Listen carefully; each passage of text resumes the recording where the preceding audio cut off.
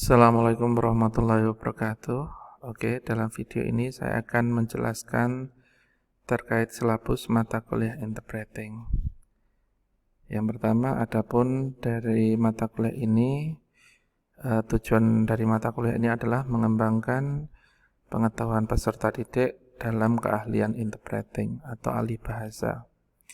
Kemudian di akhir mata kuliah ini, para peserta didik diharapkan untuk mempunyai pengetahuan yang baik dalam bidang interpreting dan juga bisa untuk memperform sebuah keahlian interpreting dengan baik.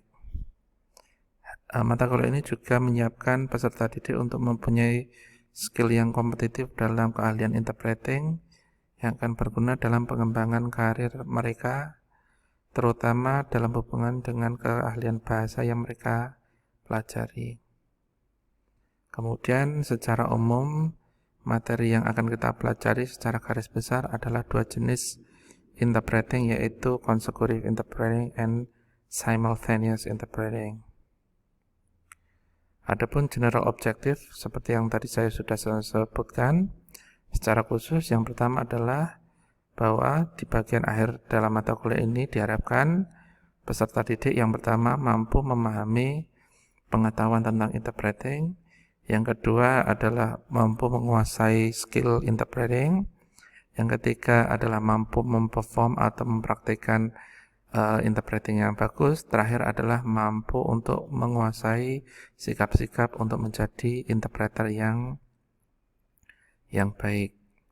Adapun untuk grading system secara khusus, nilai didapatkan dari yang pertama assessment 1 berbobot 35%, assessment 2 berbobot 35%, kemudian assignment berbobot 20%, dan discussion forum, ada 2 discussion forum berbobot masing-masing 5%, jadi total 10%.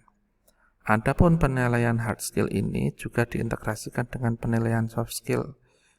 Jadi nilai soft skill akan saya integrasikan ke dalam penilaian hard skill-nya. Kemudian policy tentang class mode, due date, attendance, about the lateness, plagiarism, and cheating, you may read by your own. Silakan dibaca dari file yang nanti akan saya bagikan. Kemudian grading seperti biasa, ini adalah batas minimal skor untuk mendapatkan nilai yang Anda akan dapatkan. Silakan dicermati dan semoga nanti hasilnya maksimal. Kemudian saya akan mulai untuk membicarakan tentang apa yang akan kita pelajari yang ada dalam silabus. Untuk meeting yang pertama, silabus akan saya terangkan. Ini adalah video yang sekarang saya buat, ini adalah pengganti dari introduction yang mungkin beberapa dosen melakukannya via Teams. Jadi saya hanya akan share video saja. Kemudian di meeting kedua, you will learn about the difference between interpreting and translating. Interpreting dan translating adalah dua proses di mana kita menerjemahkan bahasa target, bahasa source ke dalam bahasa target.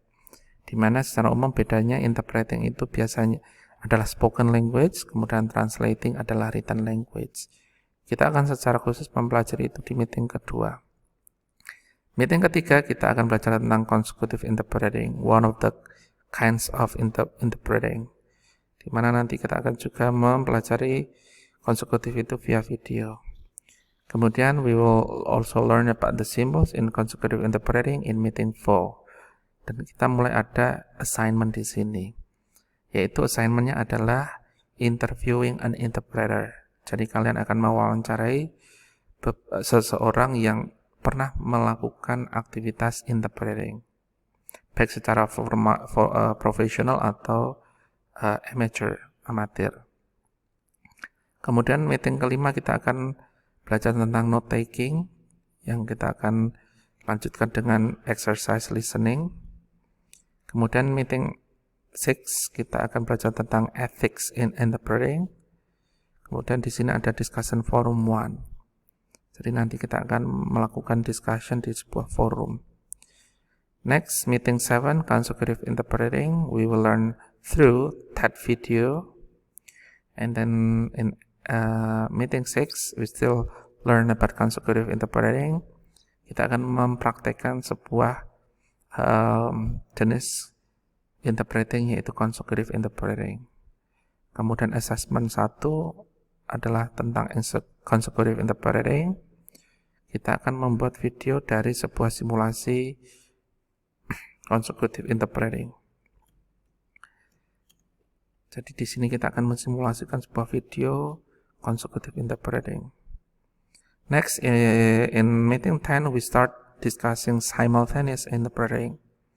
So this is the second kind of interpreting that we will learn. In meeting 11, we will talk about the event of simultaneous interpreting. And we will continue to discussion forum 2. Bobotnya 5%. Kemudian simultaneous interpreting of shadowing sentences, it will be in the meeting 12. Bagaimana kita melakukan sebuah keahlian dalam simultaneous interpreting, yaitu shadowing. Kalau yang ini shadowing the words, kalau yang meeting ke-13 adalah shadowing short speech, menirukan sebuah speech pendek. Dilanjutkan ke meeting 14 dan 15, all are about listening exercise. Kita akan berlatih listening. Terakhir adalah assessment 2, consecutive interpreting, 35%. Nah, assessment 2 ini sama seperti assessment 1, yaitu tentang consecutive interpreting. Kenapa yang kita pelajari simultaneous tetapi assessmentnya consecutive interpreting? Itu karena sangat sulit bagi saya atau kalian untuk membuat sebuah skema assessment yang menilai simultaneous interpreting. Karena kalian akan melakukannya secara simultan, secara hampir bersamaan. So I take consideration to put all two assessment itu adalah consecutive interpreting. Walaupun di bagian keduanya kita belajar tentang consecutive, tapi I decided to have two assessment to be consecutive interpreting assessment. It worth 35%. Okay, that's all the syllabus of interpreting class. If you have any question or any concern, you may state your question in WhatsApp group. Okay, that's all from me. Thank you very much. Good luck. Assalamualaikum warahmatullahi wabarakatuh.